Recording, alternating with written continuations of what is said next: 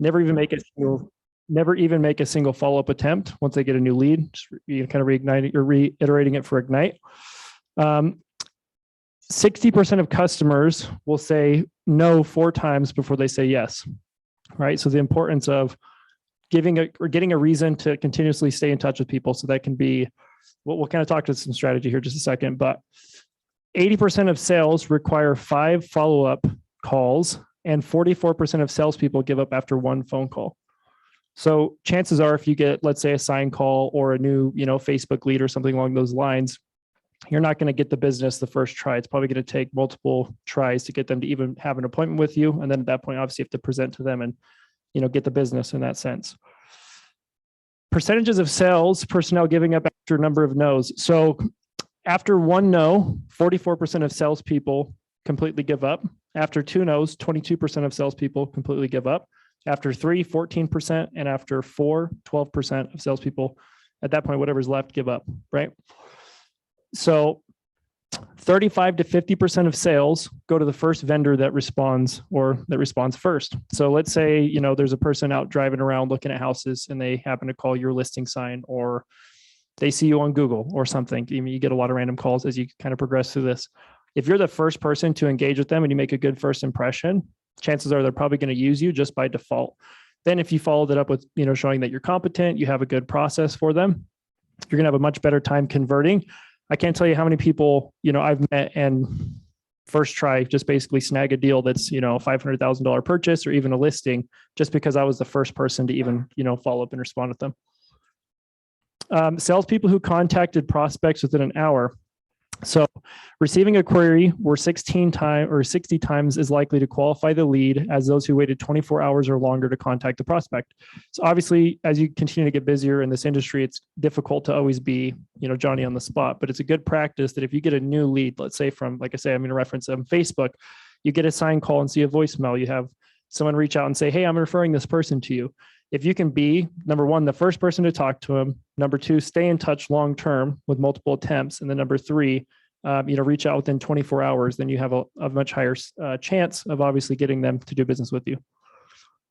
So 75% of online buyers want to receive between 2 to 4 phone calls before a company gives up. 12% would like a company to try as many times as it takes to get a hold of them. Do you guys get those or the extended warranty calls? Yeah, or random things like that. They don't give up. So I would encourage you guys to take that same approach. Obviously, I think the difficult part, people think of real estate, right? They don't really think of themselves as a salesperson, but that's ultimately what we are, right? We're selling ourselves to the client, to get them to use us or see value in us, but we're also selling a product as well. So it's always good to sharpen up your sales skill set for that reason. 70% of salespeople stop at 1 email and 25% chance to hear back if you send more emails. So as you guys are going through Ignite, I don't know how much you guys have actually learned so far because I'm kind of just jumping in here, but you'll learn about 36 touches and 8x8s and all these different terminologies. These are just different approaches of staying in touch, right? So it's good practice with your clients who already know, like, and trust you to stay in touch at least 36 times a year. So for the people you're trying to earn their business, you should definitely be in touch that much or more, right? And that includes, call, text, and email. 42% of people would be encouraged to make a purchase if the sales rep called back at an agreed upon specific time. So a simple way you guys can set appointments is, let's say you're talking to someone on the phone and you're trying to get an appointment and they're not committing to a time. It's called an option close, right? So you guys can call them and say, you get through the process and then you're running to set an appointment. Okay, John, well, do you think it'd be better if we met Monday at 5 or would Tuesday morning be better for you? Inherently, you're not giving them an option of saying no. They could still say, no, I'm not interested, right? But by setting an option like that, you're actually giving them a choice, but both of them work for you, right? So moving on here, 57% of people said they would be encouraged to make a purchase from a salesperson who doesn't try to apply pressure or hassle them when following up. So just because I'm encouraging guys to obviously stay on the ball and in touch with people does not mean I want you to be a sleazy salesperson and just hound people. I'm going to teach you a few ways that you guys can obviously have reasons to stay in touch, because you never just want to call someone and just say, hey, I'm just touching base. That's not good, right? You want to know what to say, which we'll go through and we'll continue to build upon this. Any questions from you guys or Zoom so far? I know this is pretty straightforward, but just want to make sure I'm not going too fast for you. Okay, perfect. So we're going to talk about some basic follow-up principles. These are just a couple, 7 action items you guys can take to keep your follow-up game strong. So take action. So planning is always great, but eventually you need to pick up the phone. According to a study, 48% of salespeople don't ever even make the call. So they overanalyze it and don't ever actually take the action. So this means that if you just start dialing, you're already in the upper tier of salespeople, or in this case, I just took some general notes from another website, but from real estate agents, right? So most real estate agents are, Cash and I have talked about this on multiple occasions. Have you guys ever seen a house for sale that just has awful photos? Like they went through with their phone. Right. And so I always like to reference that because that just goes to show you that even the people who are chumps, like they have no skill set, they offer no value to their clients, they're still selling houses. So you better be too, right? There's no reason that guy should get paid $10,000 to walk through and take crappy photos with his iPhone if you guys are a full service and offer way more value, even as a new agent, right? So having a proactive mindset is an essential skill for any sales professional. It's not only vital during the follow-up phase, but it's also crucial in every other part of the sales process. So you don't want to wait until months pass before you follow up with your client. Otherwise, you're going to let a great opportunity pass you by. And even the people who don't seem that serious right now, I can't tell you how many times I've got a deal 2 years later. Like I have clients in my database right now I've been talking to since day one that are finally closing. So it's always good. Like you don't want to spend all your time on those people, but when you're making your lead gen consistently day in, day out, you're definitely going to have time to say, oh, let me take 10 minutes and call, Joe Schmo, who's been leading me on for 2 years. Oh, you're ready now. Okay, great. And the deal falls into your hands. So frequency leads to greatness, right? The frequency will help you figure out your client's pain point. Therefore, you help yourself create a sales pitch that genuinely encapsulates the needs of your lead. So we're going to talk about a few strategies on what you can do to know what to say when you call people, especially people you've been following up with long term. But as mentioned earlier, the vast majority of sales are done after the 4th call. After all, sales is about repeated jabs instead of a knockout punch. Therefore, reps should make 5 to 12 calls, if not more, right? Except like not just 1 or 2 or maybe none. The reason that frequency works so well is it helps you to get to know your leads. And aside from that, your clients have the opportunity to get to know you as well. I can't tell you how many times just through, phone conversations, I have a friend. By the time I meet that person officially after maybe, a month of following up or 2 weeks of texting or whatever, it's so much easier to connect with them because we already have that previous relationship built. And you also have to do a good job on keeping track of what has been said. So when you talk to them, you're not asking them the same dumb question 12 times. You're building upon where you left off each time, getting closer and closer to converting that lead. So the frequency will help you. Let's see, we already talked about that. Moving on real quick. So get regular. So this article that I was reading talked about sales cadence, which is a set of sequential activities you take depending on the lead. We're going to term that as smart plan or scripting or so on and so forth. That's the terminology we use. So it's basically a regular regiment. Obviously, they refer to it as sales cadence. In my mind, that's more like your follow-up plan. And obviously, you have things like the smart plan through command.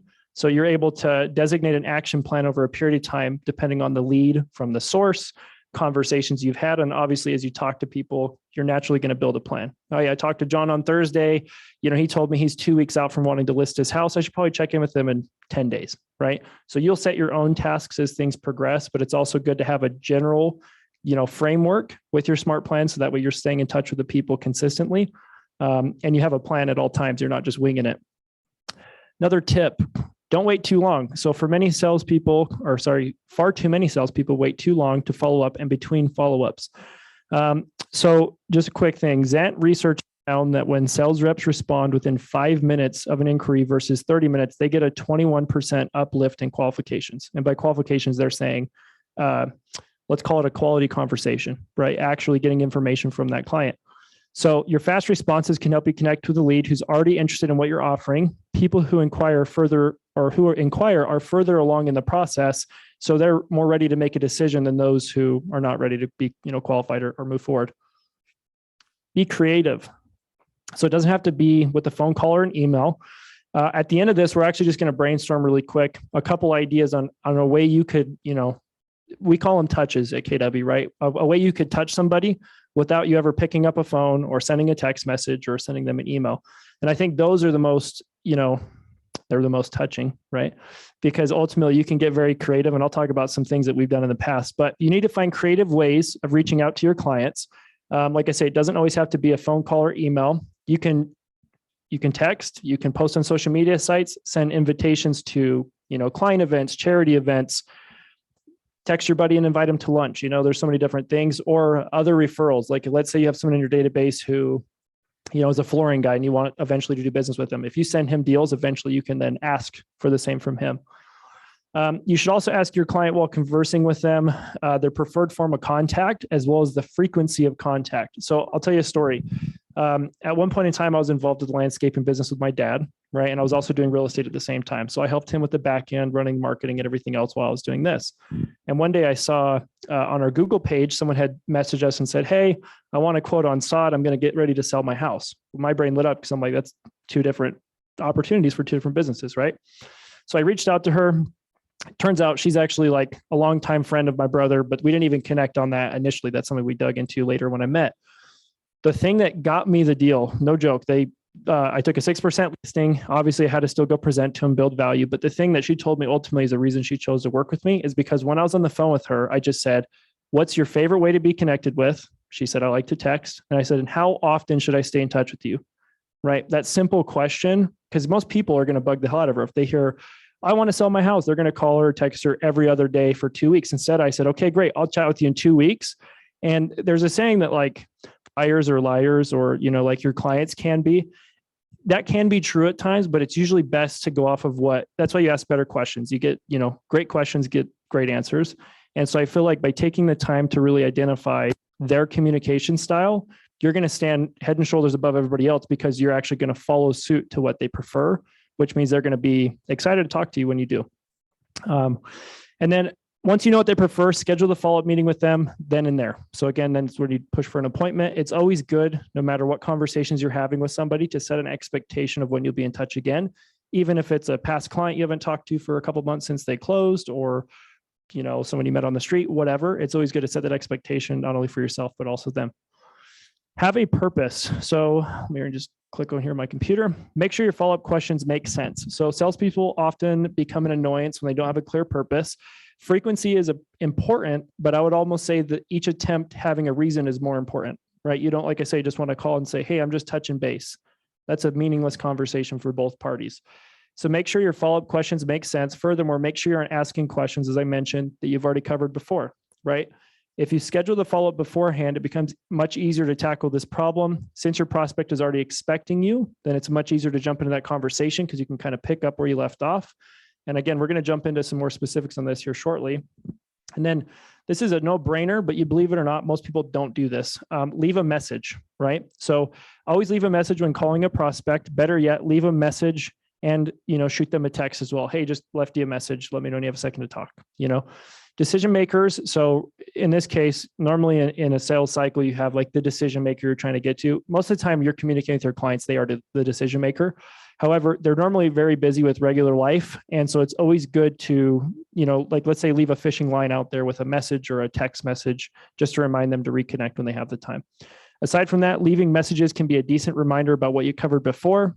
And also an average person tends to be forgetful or just not very responsive. Our job in this industry is to be Johnny on the spot all the time, 24/7 damn near. With your clients, they're not on that same expectation. I have clients that will, I'll be in heavy communication with them and then I won't talk to them for almost a month. And then they just pop up out of nowhere. And it's like, they never left kind of thing. An average person, like I say, tends to be forgetful. So a brief rundown in a text or a voicemail occasionally when you're communicating with them is great, just to kind of remind them where you left off. So, I've got this lady named Nancy Watson in Provo. I've been following up with her for like 2 years. I've set 2 listing appointments with her. She's canceled both. Still call her and say, "Hey, how's it going, Nancy? Hey, just want to check in with you, give you a quick market update on your Provo house. And also, did your son ever find a home?" Because her son was looking for a home concurrently with her selling it. She was going to help him buy it. So by kind of reminding them, the situation intimately, it's much, much different than, "Hey, this is Riley with Keller Williams. Call me back." Right? Okay, moving on.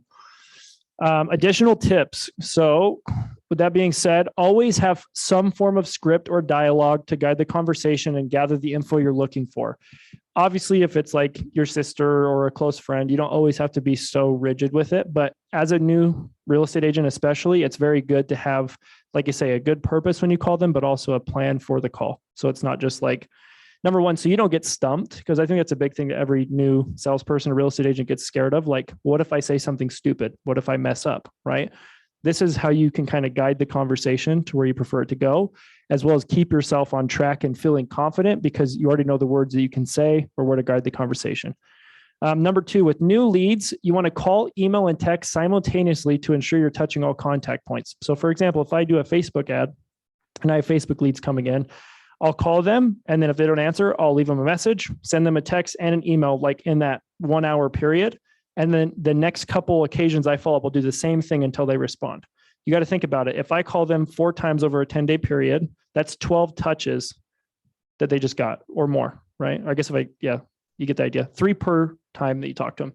With leads that you're already engaged with, like let's say it's a past client, that's a little aggressive. This is mostly for people you're trying to get in contact with that, reached out to you for some reason or another, or you get their contact info and you want to do business with them. If a phone call, text, and email isn't getting through, consider using other methods like a voice memo if you're on iPhone. I love voice memos. I'm probably going to send them to you guys at times if you guys text me and ask me questions, because number one, it saves you time. And number two, you can elaborate a little further where it's shorter than a phone call, but more in depth than a text. Personal video message. Cash is all too familiar with doing videos. We used to have to do them when we sold cars. But a good example would be if you're trying to connect with a prospect and they're not responding, you could literally just whip out your phone and say, hey, this is Riley. I'm really excited to chat with you. It looks like you clicked on my Facebook post about, houses for the same payment as what your rent is, or whatever your, call to action was on that. Just wanted to put a face to the name. Really looking forward to connecting with you. Let's talk soon. Those little things, you'd be surprised. They will get responses from people because it's just so much different than what they're used to in their day-to-day interactions with others. And that's all I got. Any questions on all of that? Zoom or in person? Nope. How much of this I'm just curious, because I reviewed some of the Ignite material, but I know you guys obviously did a mastermind. Did you guys cover a lot of these statistics or in-depth conversations? Awesome. So I'd like to hear from you guys. What are a couple creative ways that you could touch a client? Like you're not getting a response or you want to do something special for a past client, but yeah, I'd love to hear it. Yeah. Yeah, that's great. Remind me of your name one more time. Rachel. I'm so bad with names. All of you guys should know that by now. Still good. Okay, so she said you could send a meme. Another thing would be a GIF. I like to be kind of a goofball. I'm not, as you can tell, the most professional person all the time.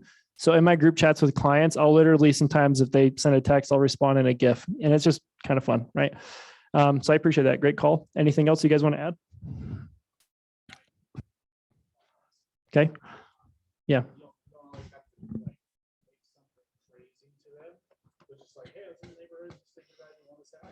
Perfect. So Cash mentioned doing pop buys where you don't have to do anything nuts to impress them, but just go get some face-to-face time and maybe pop by with a quick gift, which I think is great. Stephanie and her team with Peter Merkel's team, they are notorious for pop buy gifts. They have a large budget set aside every year for their agents to literally just go drop off a gift basket or whatever to their clients. A couple other things. I like sending crumble cookies or anything I can just pop online, put in an address, quick handwritten note, swipe my card and, send it off. So when we put people under contract, we'll send crumble to their house, which usually makes people go wild because they're just like, oh, it's so sweet of you, and I love doing it. I don't do it just for like I do it because I am genuine about it, but that's another way to go about it. There's a lot of stuff. One example I heard, let's say you're trying to get a listing and you're competing with other people, you could always send someone a chocolate foot to try to get your foot in the door. So there's just like random stupid things like that you guys can do. But otherwise, if no one else has any questions, feel free to reach out to me separately and we can discuss some more in-depth follow-up strategy. And we're going to go through smart plans and all that good stuff here in the future, but I just want to give you guys a quick overview. So should be golden. Any questions? Awesome. I don't know how to turn this off. Hey, Ritz, I think